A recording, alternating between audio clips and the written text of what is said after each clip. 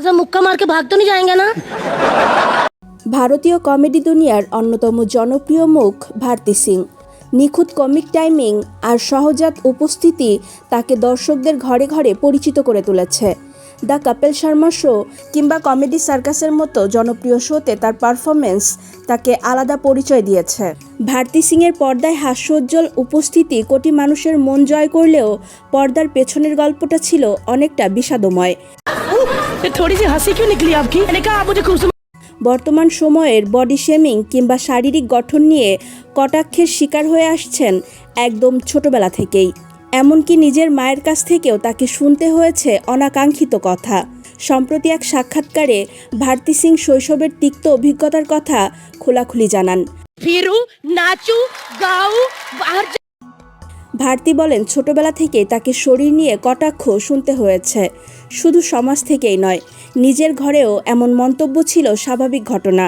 তার ভাষায়, আমার নিজের মাও আমাকে বলতেন, আর কত খাবি, এবার খাওয়া থামা, না হলে তো আরও মোটা হয়ে যাবি। এ ধরনের মন্তব্য তখন তার কাছে আলাদা কিছু মনে না হলেও বড় হয়ে তিনি বুঝতে পারেন কাছের মানুষের কথাই একজন মানুষের আত্মবিশ্বাস সবচেয়ে বেশি ভেঙে দিতে পারে।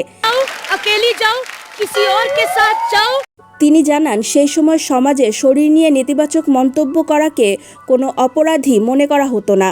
কেউ কিছুটা স্থূল হলে সরাসরি মোটা কিংবা গায়ের রং কিছুটা চাপা হলে অবলীলায় কালো বলে ডাকা হতো।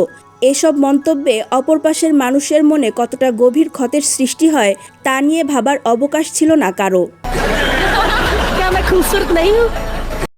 ভারতী সিং বলেন, সময়ের সঙ্গে সঙ্গে তিনি বুঝতে শিখেছেন এই ধরনের মন্তব্য একজন মানুষের মানসিকতায় কতটা গভীর প্রভাব ফেলে।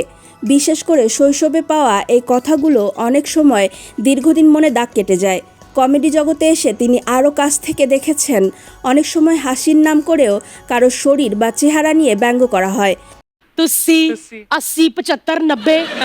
তবে নিজের অভিজ্ঞতা থেকেই তিনি সিদ্ধান্ত নেন এমন কোনো কন্টেন্টের অংশ তিনি হবেন না যেখানে কাউকে ছোট করে হাসির উপকরণ বানানো হয়। আজকের অবস্থানে দাঁড়িয়ে ভারতী সিং শুধু একজন সফল কমেডিয়ান নন, বরং আত্মবিশ্বাস ও আত্মগ্রহণের এক অনুপ্রেরণার নাম। শৈশবের কষ্টকে শক্তিতে রূপ দিয়ে তিনি প্রমাণ করেছেন নিজের শরীর বা অতীত নয়, আত্মমর্যাদায় মানুষকে এগিয়ে নেয়। खा लिया, फ्रूट वगैरह खा लिया। ये रहे फूल, ये रही माधुरी।